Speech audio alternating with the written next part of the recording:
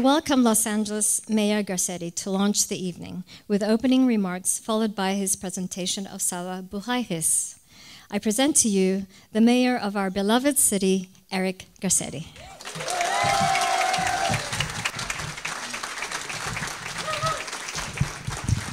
Thank you so much.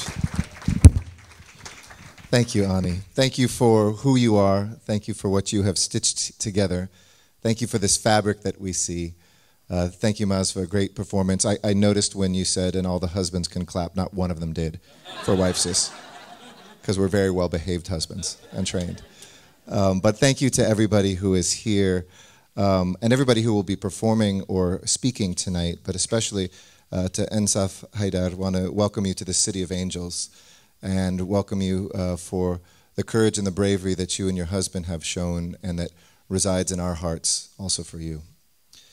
I also want to thank my dear friend, another mayor who is here with us, Mayor Pro Tem right now, but we'll just shorten that to Mayor. The Artesia Mayor Pro Tem and a dear friend of mine, Ali Sajjad Taj, who is here. I want to thank you for joining us. And I'm honored to be here with all of you who represent a snapshot of this city, which is the most diverse collection of human beings ever put in one city, not just on the earth today, but in human history. A place where over 200 languages are spoken, a place where over 115 countries of origin exist for the population, a place where 39 countries find their largest population outside their home country here. I think there's a reason for that. I think it's not just a coincidence, and there's a responsibility that comes with it, as well as something beautiful that is born in it, that radiates out what is possible. A place where I remember when, as city council president, before I was mayor, a meeting in which the outgoing Israeli consul general and his counterpart, the Egyptian consul general, sat in the front row of the city council chambers. And the Israeli consul general's wife was an Egyptologist, and they had become friends in a way that if they were probably living in the Middle East, they couldn't have. But here in Los Angeles, the home of the Korean short rib taco, this is a place where improbable collisions happen between cultures, between peoples, and what they produce is beautiful. And right now, this world is in need of that sort of beauty.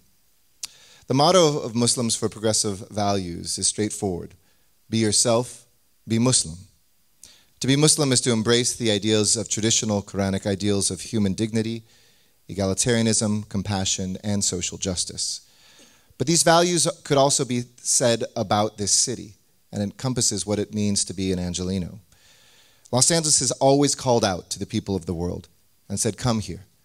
The pobladores, or settlers in English, who came here were 42 individuals who traced their own ancestry back to all the continents of the world. No city that's ever grown to a city of this size started with that diversity, let alone continued it. We've always said here, bring your ideals, share your traditions, honor your history, worship God however you want, love whomever you want, but above all, be part of our family of angels, no matter who you are, where you come from, or what you believe. Those ideals are why it is so fortunate for each one of us to be called an Angelino. With this privilege, as I mentioned, it comes a responsibility, not just to enjoy those freedoms and the beauty that comes from it, but to speak loudly and frequently when those ideals are challenged, whether it's next door, whether it's an ocean away, whether it's in our country, or whether it's in a distant land. To work together, to not just speak out, but to do the work to make sure that the lives of our brothers and sisters are realized. This is who we are. This is what we work for. It's how we move forward with the vital work of the brave men and women whose stories you'll hear this evening. And I'm pleased to share one of them now.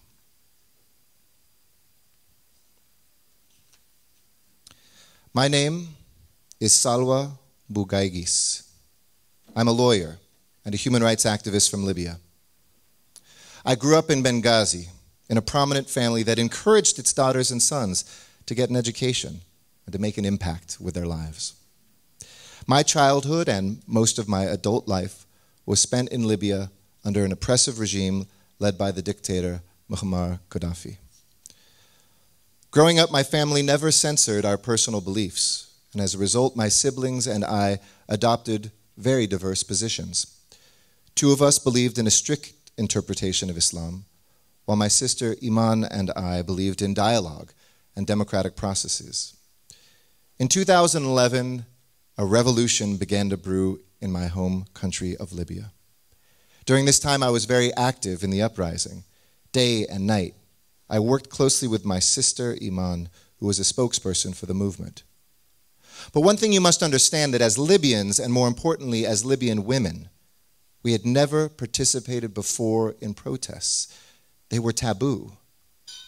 The revolution, though, made us proud to be there on the front line, and men were forced to accept us. Ultimately, it was Iman's group that was responsible for Gaddafi's ouster.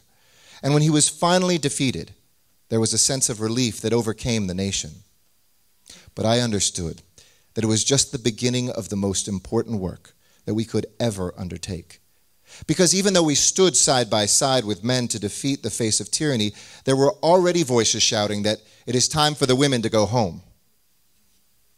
It was then that I founded the National Transitional Council, or the NTC, and offered my counsel as an advisor and a voice for democratic reform in the new Libya. My sister and I worked hard to keep the original idealism of the uprising and to keep women present in the political realm. People developed a deep respect for me and my commitment to women's inclusion. They were attracted to my air of confidence. As I walked down the street without a veil, people would turn their heads and admire my sense of purpose. But there were serious barriers to our work too. Factions were developing. Islamism was taking root. The pressure was piling on, and as a leader, I had to maintain my composure. Reconstruction would not wait for us to come to grips with our stark realities.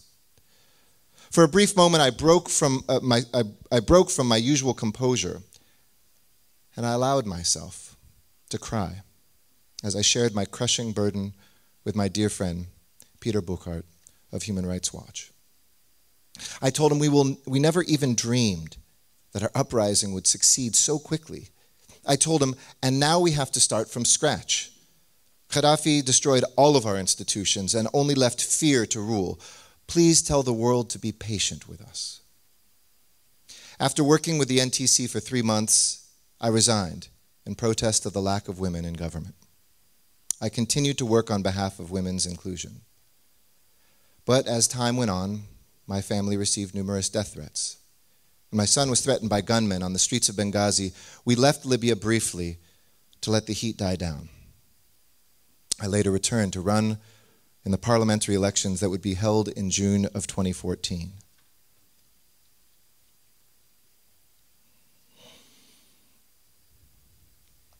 I was killed on June 25th, 2014, just after posting photos of myself casting my vote on Facebook.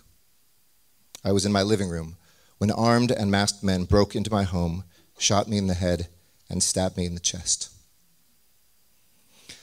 I was left bleeding on the floor in front of my 3 young children, and the attackers then abducted my husband, who currently is still missing. My killers have never been identified or brought to justice. Pray for me. Pray for my country, and pray for peace in this world. And that is my story. I am Salwa Bugayis.